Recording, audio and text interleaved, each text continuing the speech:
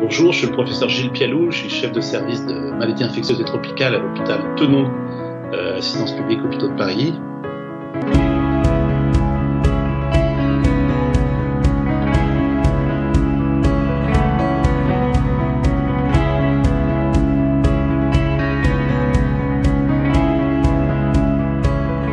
Ça a été compliqué de choisir parce qu'il y en a eu beaucoup de pas clairs, certaines inutiles. Je pense que très clairement, la mesure la plus utile qui m'a semblé, c'est évidemment le confinement, donc survenu le 17 mars, mais sachant que il faut expliquer qu'il y avait confinement parce qu'il y avait le risque de trop plein dans les réanimations, absence de tests, absence de suffisamment de masques, et c'est dans cette situation que le confinement a été une bonne décision politique.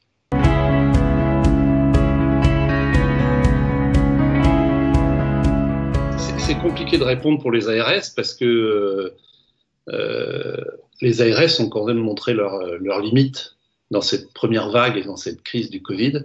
Je dirais que, puisque vous m'avez posé une question plutôt positive, au départ, ça a été clairement le traçage des clusters.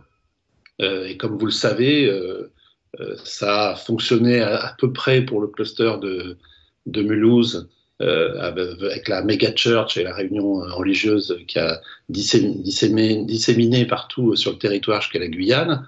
Et puis ça s'est arrêté dans l'Oise, faute de moyens et à cause du débordement de la pandémie par rapport aux moyens mis en place par l'ARS de l'Oise.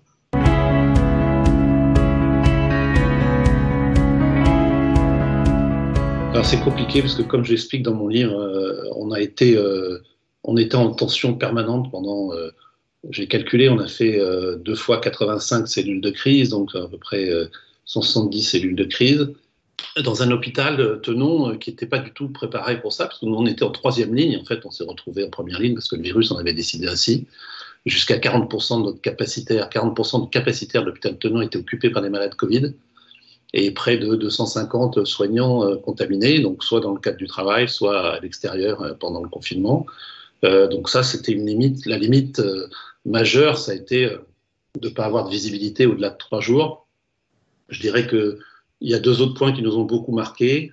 Alors, il y a eu des points positifs, mais là, vous me demandez les points qui ont nécessité une adaptation. C'est la pénurie de matériel, hein, le risque d'être en rupture et notamment la pénurie de matériel de protection, puisqu'à un moment, on était avec des espèces de ponchos en plastique, des sacs poubelles, parce qu'il n'y avait pas assez de matériel, et une visibilité sur les masques qui ne dépassait pas 48 heures, et qui était extrêmement stressant pour le personnel. Et je retiens surtout ces éléments-là, avec un autre élément qui, à mon avis, est plus politique, c'est la saturation du 15, au début, avec le tout 15, hein, le tout SAMU, et donc l'impossibilité de joindre le SAMU. Et pour l'anecdote, je me souviens d'un week-end où la norme, c'était d'évacuer les malades pour faire de la place vers les cliniques privées et aussi vers le Grand Ouest, et que le SAMU était injoignable, c'est-à-dire qu'on passait parfois 1 heure, 1 heure et demie pour atteindre le SAMU, quoi.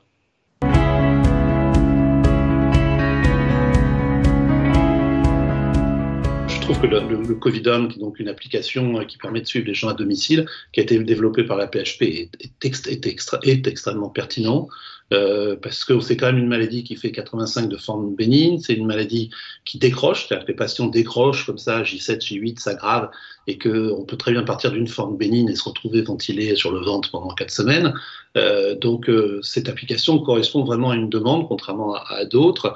Je dirais que je mettrais quand même un bémol, qui est que il faut que Covidom perdure. Donc on a vu que la période estivale, il y avait moins de remplissage, parce que vous savez, il faut rentrer quand même, c'est très simple, mais il faut rentrer le nom, le prénom, le téléphone, etc.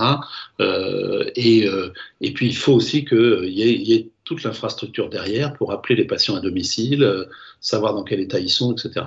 Et puis vous savez, il y avait même Comidom oxygène, c'est-à-dire qu'il y avait possibilité d'avoir la saturation d'oxygène à domicile. Donc oui, je trouve que c'est un très bel outil. Merci beaucoup.